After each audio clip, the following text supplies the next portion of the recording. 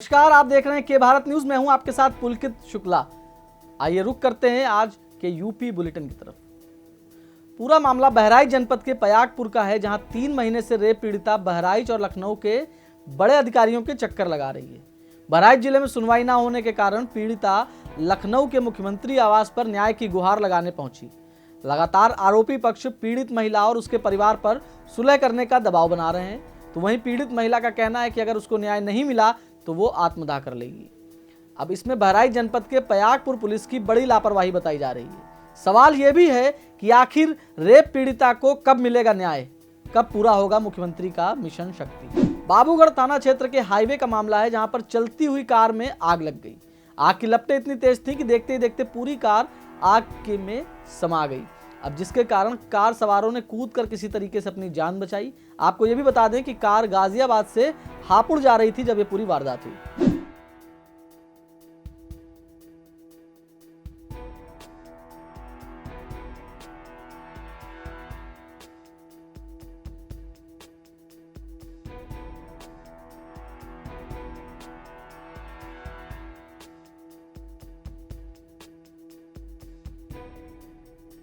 KGMU के समस्त MBBS intern doctors ने माननीय कुलपति, मुख्य चिकित्सा अधीक्षक, कुल सचिव, कुलानुशासक, महानिदेशक चिकित्सा शिक्षा और प्रशिक्षण उत्तर प्रदेश को आज ज्ञापन सौंपा। लेकिन 3 दिन पूरे होने के बाद भी अभी तक कोई सुनवाई नहीं हुई। इंटर्न इस कोविड महामारी के दौर में भी पूरी निष्ठाभाव से अपने कर्तव्यों का पालन कर रहे हैं, लेकिन फिर भी इनकी कोई सुनवाई नहीं हो रही है। सरकार की तरफ से लगातार नजरअंदाज होने के बाद इनको मजबूरन प्रदर्शन करना पड़ रहा है।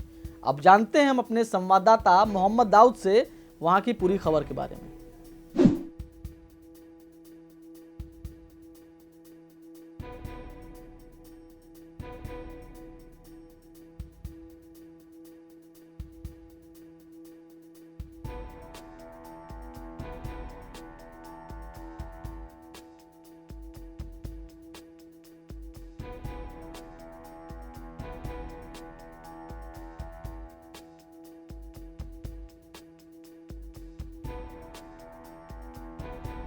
इस वक्त हम लखनऊ के केजीएमसी पर खड़े हैं। आपको बता दें कि यहाँ पर जो डॉक्टर है वो पिछले 3 दिन से अपना प्रदर्शन कर रहे हैं। आप देख सकते हैं हमारे पीछे तस्वीरों में कि यहाँ पर एमबीबीएस इंटर्न्स डॉक्टर हैं जो अपनी मांगों को लेकर प्रदर्शन कर रहे हैं। और इनकी मांग ये है कि अन्य राज्यों में जो मानदेय डॉक्टरों को दिया जा रहा है वो लगभग 20 से 30 हज़ार रुपये है, और अगर उत्तर प्रदेश की बात की जाए तो यहाँ पर इनको मानदेय उस हिसाब से कम दिया जा रहा है। लगभग 7500 रुपये इनका प्रतिमाह दिया जाता है। तो इसको लेकर ये अपना विरोध लगातार 3 दिन से जाहिर कर रहे हो। लगातार इन्होंने आला अधिकारियों से भी इस चीज़ की मांग की है, लेकिन अब इनकी सुनवाई हुई या नहीं हुई। इसी क्रम में आज हम इन डॉक्टरों से बात करेंगे और जानेंगे प्रदर्शन इनका कितने दिन और चलने वाला है और सरकार की इनकी क्या मांगे हैं। मैम, अपना परिचय दे दीजिए। मैं यहाँ की इंटर्न डॉक्टर हूँ और हम लोग यहाँ पे हड़ताल पे बैठे हैं। आज तीसरा दिन है। ये हड़ताल मानदेय बढ़ाने के लिए बीडीएस और एमबीबीएस इंटर्न डॉक्टर्स के लिए।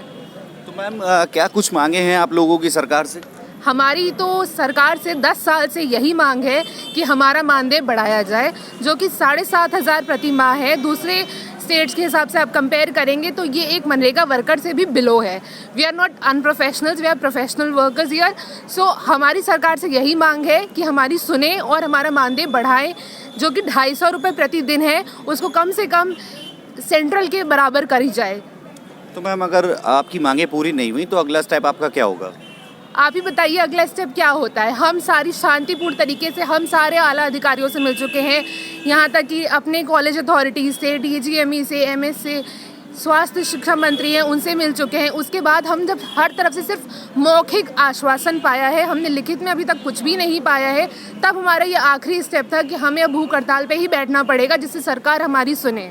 फिलहाल अभी तक आपकी सुनने के लिए किसी ने कोई आश्वासन ऐसा दिया कि आपकी मांगों को पूरा किया जाएगा, यानी किसी ने इस तरह की कोई बात कही? हम लोग टाइम पे मिलते रहे हैं। स्वास्थ्य शिक्षा मंत्री जो खन्ना जी हैं, उनसे हर बार हम लोग मिलते रहे हैं। जुलाई में मिले थे, उसके बाद 2 महीने बाद और मिले थे। उन्होंने आश्वासन दिया था कि बढ़ जाएगी, कोरोना है तो इसलिए भी कुछ हमें डेट नहीं बताई थी पर्टिकुलरली कि कब बढ़ेगी, लेकिन सिर्फ मौखिक आश्वासन बढ़ा और उसके बाद हमें लिखित में कुछ भी नहीं हुआ। तो आज तक ये चीज़ नहीं हुई और अब तो कोई भी नहीं आ रहा है। कोई भी हमें सिर्फ हमारे कॉलेज अथॉरिटीज़ ने आके हमें बस सपोर्ट दिखाया है और कोई सपोर्ट नहीं है कहीं से।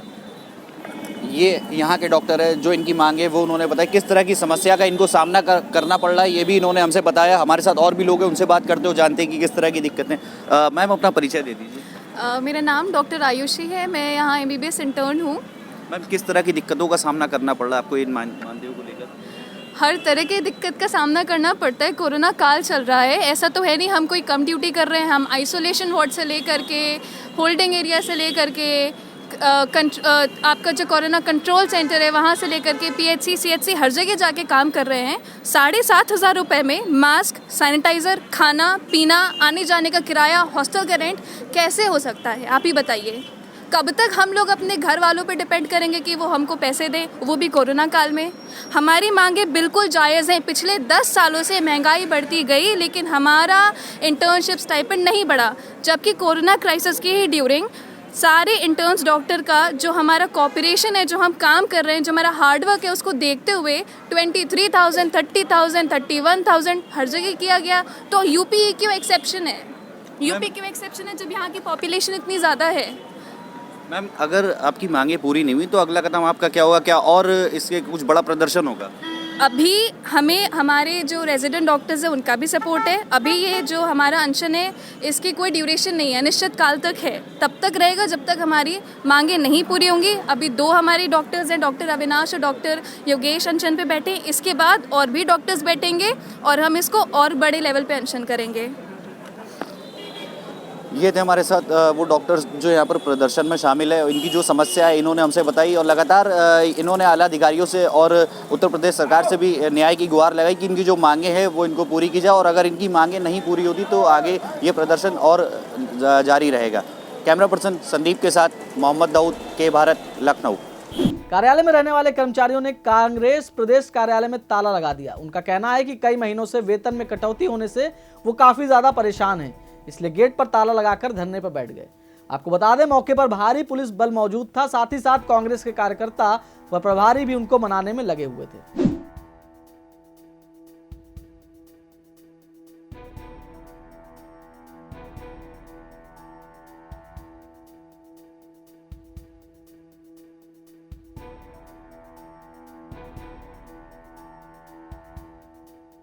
उत्तर प्रदेश के मुखिया योगी आदित्यनाथ के लव जिहाद व धर्म परिवर्तन के खिलाफ प्रस्तावित अध्यादेश को बुलंदशहर में ठेंगा दिखाया जा रहा है। आपको बता दें कि पूरा मामला बुलंदशहर के थाना कोतवाली सियाना नगर का बताया जा रहा है, जहां पर एक बहुसंख्यक समुदाय की युवती के पिता ने समुदाय विशेष की 2 युवतियों और 4 युवकों पर अपहरण का गंभीर आरोप लगाया है। पीड़ित युवक ने कोतवाली सियाना पहुंचकर समुदाय विशेष के 4 युवकों और 2 युवतियों के खिलाफ अपहरण व साजिश रचने का मुकदमा दर्ज कराया है। सियाना कस्बे में वादी दौरा तहरीर दी गई है कि उसकी बेटी को 2 लड़कियां आई और उसको लिवा के लेके गई और उसको फिर बाद में वो चली गई, गायब हुई, मतलब घर लौट के नहीं आई, उसका अपहरण कर लिया गया। किन धारा में मुकदमा दर्ज किया गया है? ये 120B और 366 में दर्ज किया गया। अब तक कितने लोगों की गिरफ्तारी की जा चुकी है? 2 लोगों की गिरफ्तारी की जा चुकी है इस मामले में। आगे क्या कार्रवाई की जा रही है?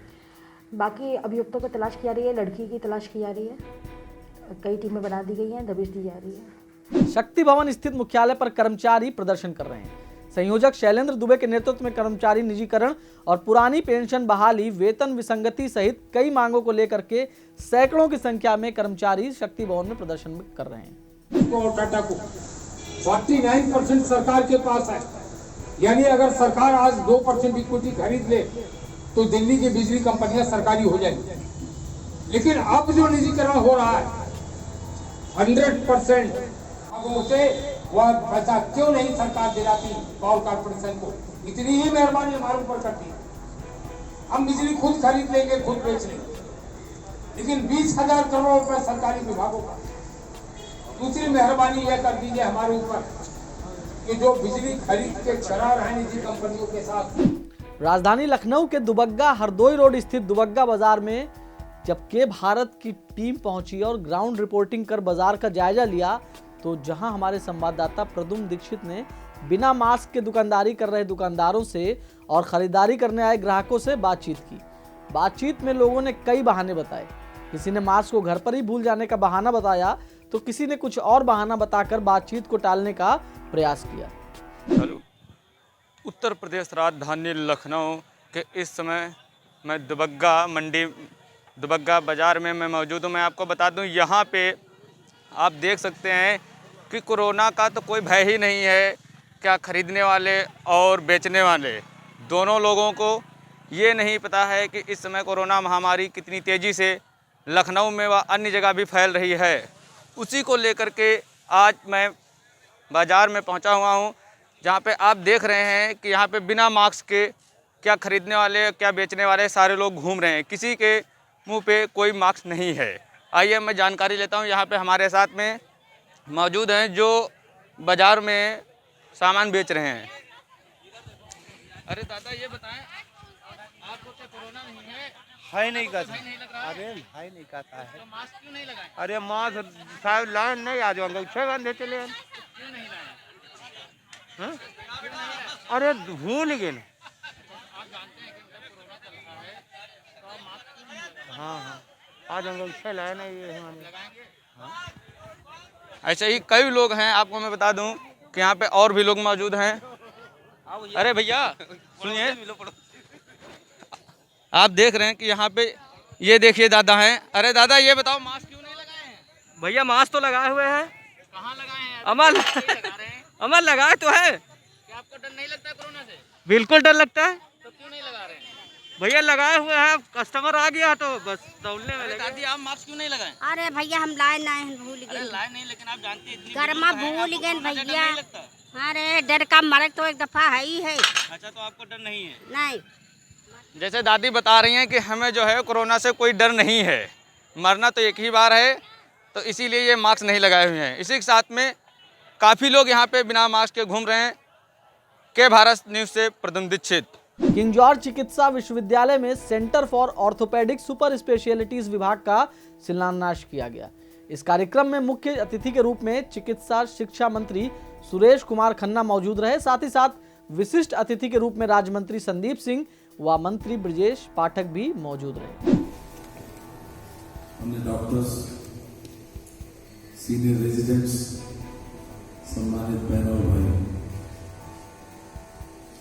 आज का ये कार्यक्रम हमारे ट्रामा सेंटर का विस्तारीकरण है।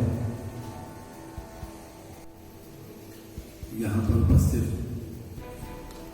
रजिस्ट्रार श्री द्विवेदी जी आते थे कि लखनऊ यूनिवर्सिटी में छात्रावास खाली हो जाते थे, तो चक्रवर्ती हॉस्टल में कई बार मुझे रुकने का और वहां भोजन लेने का भी अवसर मिला। ईश्वर की कृपा से मुझे यहाँ का विधायक होने का अवसर मिला। क्योंकि हमारे इस विभाग की मुखिया यहाँ उपस्थित हैं, तो विशेष रूप से इस विश्वविद्यालय की आगे बढ़ाने के लिए हम आपसे आज कुछ विशेष रूप से रिक्वेस्ट करने वाले हैं। देश और दुनिया की तमाम बड़ी खबरों के लिए बने रहे हमारे साथ और देखते रहें के भारत न्यूज़। धन्यवाद।